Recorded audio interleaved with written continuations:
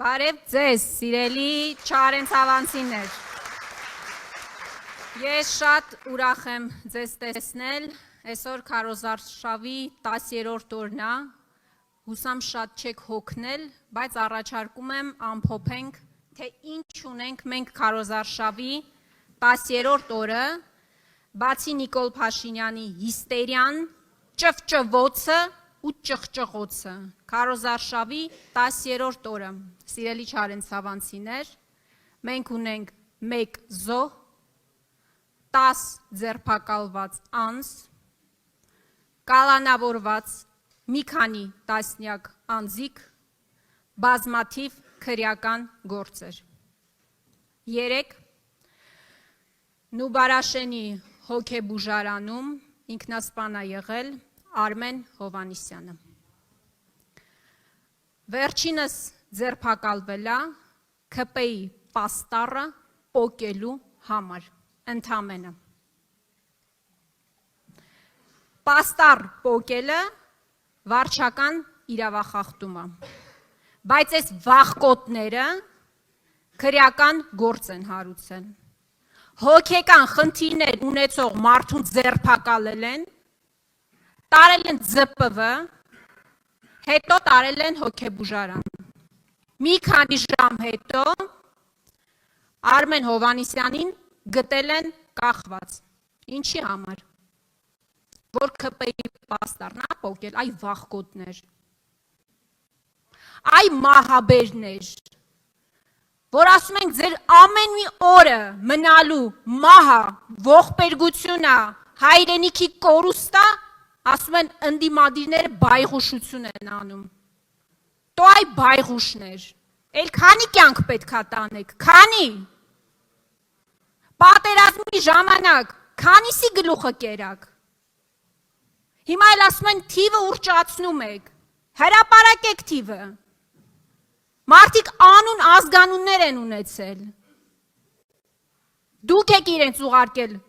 ռազմադաշտ։ Նիկոլ Փաշինյանը հարբած լայվ է մտել ու պատերազմի կեսից մարդկանց ուղարկել է ռազմադաշտ, հետո էլ խոստովանել է, որ ինքը արդեն գիտեր, որ մենք պարտվում ենք։ Հետո էլ ասել է, որ դա ադրբեջանական հող էր։ Ինքը պատերազմը չի կանգնացրել մի բանի համար։ Հետո 2 անգամ խոստովանել է, գրավոր կա այդ խոստովանությունը։ Ասում է, որովհետև ես վախենում եի, որ ինձ դավաճան կասեք։ Միայն դրա համար պատերազմը չի կանգնեցնել Նիկոլ Փաշինյանը։ Բանակցությունների ժամանակ ինչ է արել։ Ասում է, ես ինձ գժի տեղ էի դնում։ Երկրի ղեկավարը խոստովանում է, որ իրան գժի տեղ էր դնում։ Բանակցությունների ժամանակ, որ իբր ժամանակ շահի։ Արդյունքը տեսանք ինչ եղավ։ Հիմա ասում են սահմանները խաղաղ է մեր, հա, խաղաղ է։ Սահմանները խաղաղ է, ադրբեջանցիները չեն կրակում, հայերը չեն սպանվում, բայց քո քարոզարշավի ընթացքում մարդ է մահանում։ Հայաստանի Հանրապետության քաղաքացիները կախվել է, որովհետև վարչական իրավախախտման պատասխանատվության ենթարկելու փոխարեն մարդուն տարել եք, գործ եք հարուցել, կալանավորել եք։ 3 միկին բարեկամության մոտ ՔՊ-ի պաստառի վրա ֆլոմաստերով խաչ է քաշել։ Այդ կնոջն էլ են տարել, ժողովուրդ։ Այդ կնոջը բռնել տարել են, հետո աղմուկ է դուրս եկել, բաց են թողել։ Ասում ես, ես հզոր եմ, ոչ մեկից չեմ վախենում,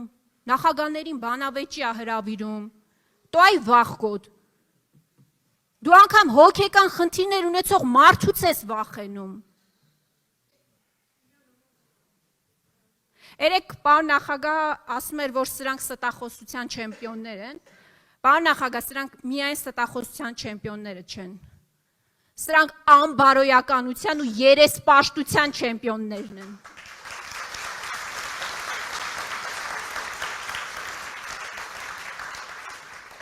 Կամ այդ եվրոպացի դիտորդները ուր են, եկել են ընտրությունների արդյունքներ են դիտարկում, ուր եք։ Այս մահը նաև ձեր վրա է, ուր եք։ Դուք արդարացնում եք Նիկոլ Փաշինյանի բոլոր հանցագործությունները։ Միայն նրա համար, որ սպասարկում է ձեր շահը։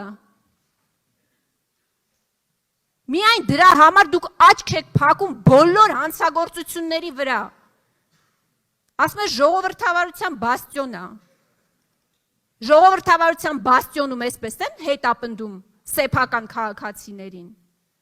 Կամ երեկվա հայտարարությունը ասում է ադրբեջանական տարածքներ կան ստե։ Դուք պատկերացնում եք,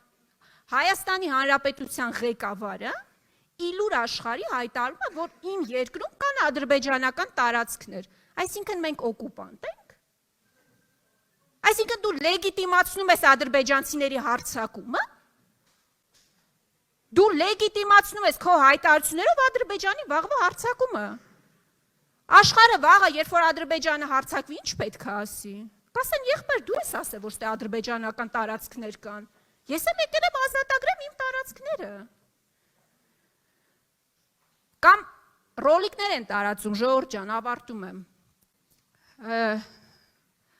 Ընդդիմադիր ուժերի ղեկավարների նկարներով, որ հեսա պատերազմ են բերելու,